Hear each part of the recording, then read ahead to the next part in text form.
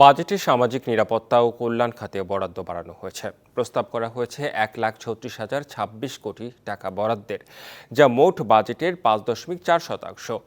ভাতা না বাড়িয়ে বাড়ানো হয়েছে ভাতাভোগীর সংখ্যা। এছাড়া বয়স্ক, বিধবা ও স্বামী নিগৃহীতাদের জন্য রয়েছে সুখবর। মূল্যস্ফীতির চাপ কমাতে ও সামাজিক বৈষম্য দূর করতে 2024-25 অর্থ বছরে সামাজিক নিরাপত্তা ও কল্যাণ খাতে বরাদ্দ বাড়িয়েছে সরকার। প্রস্তাব করা হয়েছে 1,36,026 কোটি টাকা বরাদ্দের, যা আগের অর্থ বছর ছিল 1,26,272 কোটি, আর 2022-23 অর্থ বছরে ছিল 1,13,576 কোটি টাকা।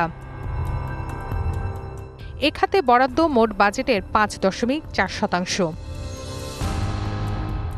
নতুন বাজেটে বয়স্ক ভাতাভোগীর সংখ্যা 2 লাখ বাড়িয়ে করা হয়েছে 60,01,000। এ বাবদ বরাদ্দ দেওয়া হয়েছে 4,361 কোটি টাকা। এছাড়া ভাতাভোগী বিধবা, স্বামী নিগৃহীতা নারীর সংখ্যা 25,75,000 থেকে বাড়িয়ে করা হয়েছে 27,75,000।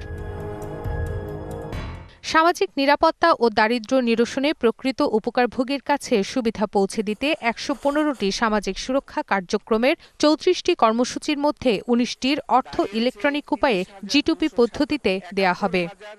ওয়ালটন ফ্রিজ কিনে অনেকের মতো আপনিও হয়ে যেতে পারেন মিলেনিয়াল সেরা পণ্যের সেরা অফার। সর্বমোট 115টি সামাজিক সুরক্ষা কার্যক্রমের 34টি ক্যাশ ভিত্তিক কর্মসূচির মধ্যে 19টি কর্মসূচির অর্থ ইলেকট্রনিক উপায়ে গভর্নমেন্ট টু পার্সন G2P পদ্ধতিতে সরাসরি উপকারভোগীর ব্যাংক হিসাব অথবা মোবাইল ব্যাংক হিসাবে পাঠানো হচ্ছে। এ অর্থবছরে বাড়ছে প্রতিবন্ধী ভাতাভোগীর সংখ্যাও। চলমান মূল্যস্ফীতি এবং উন্নয়নের মূল প্রতিবন্ধকতা দারিদ্রতা দূরীকরণে এবারের বাজেটে সামাজিক সুরক্ষা খাতে বরাদ্দ বাড়িয়েছে সরকার।